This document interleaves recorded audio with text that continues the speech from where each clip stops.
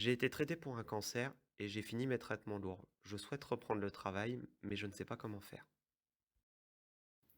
Vous avez raison de vous poser cette question, car il est indispensable d'anticiper votre retour au travail. En effet, il existe des freins à cette reprise. Ces freins peuvent d'abord être d'ordre physique, c'est-à-dire cela peut être une limitation dans vos mouvements, des douleurs résiduelles, une difficulté à accomplir certaines tâches. Mais il peut également s'agir de freins d'ordre psychologique, comme par exemple une hyperémotivité, des angoisses, une fatigabilité et parfois véritablement une souffrance psychologique. D'autre part, l'implication de votre employeur dans votre retour au travail est indispensable.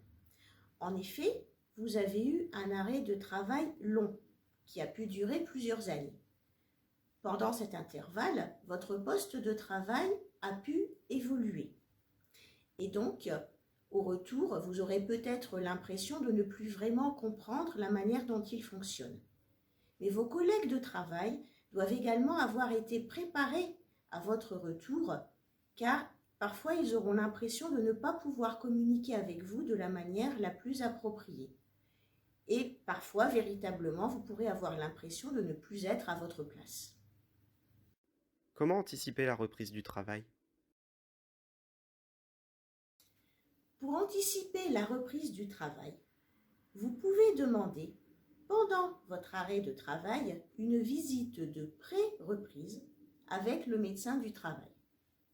Cette visite a pour but de vous accompagner dans votre démarche professionnelle en lien avec votre état de santé physique et psychologique. D'autre part, un rendez-vous de liaison peut être organisé entre vous et votre employeur, toujours pendant votre arrêt de travail, et ce rendez-vous, qui peut être à votre initiative ou à celle de l'employeur, a pour but de faire le point sur votre poste de travail et de réfléchir aux conditions de votre reprise. Et un professionnel de santé au travail peut également être présent à ce rendez-vous. Si le retour à l'emploi est envisageable dans un futur proche, nous pourrons réfléchir avec vous et avec votre employeur aux conditions de cette reprise. Elle pourra se faire en restant au même poste, avec un aménagement possible du temps de travail. Il s'agit du temps partiel thérapeutique. L'employeur pourra également réaliser un aménagement technique du poste, par exemple en vous mettant à disposition du matériel ergonomique. Mais dans certains cas, le maintien au poste ne sera pas possible. Et il faudra donc envisager un changement de poste, soit dans la même entreprise, soit dans une autre entreprise par la mise en place de mesures de reconversion professionnelle. À la reprise du travail, la visite de reprise permettra de faire le point sur les conditions d'aménagement du poste et de l'évolution de votre état de santé. Un suivi sera ensuite organisé en fonction de votre situation. Quels sont les professionnels qui peuvent m'aider dans ma démarche de retour à l'emploi? Selon vos besoins, le médecin du travail peut mobiliser l'équipe pluridisciplinaire de votre service de prévention et de santé au travail. Par exemple, le ou la chargée de prévention ou l'ergonome peut réaliser une étude de votre poste en allant sur le terrain pour proposer les aménagements nécessaires. Vous pouvez consulter le ou la psychologue du travail si vous en ressentez le besoin. L'infirmier ou l'infirmière de santé au travail peut participer à votre suivi médical. Et enfin, l'assistant ou l'assistante sociale peut vous accompagner dans vos démarches. Quel est le rôle de l'assistante sociale?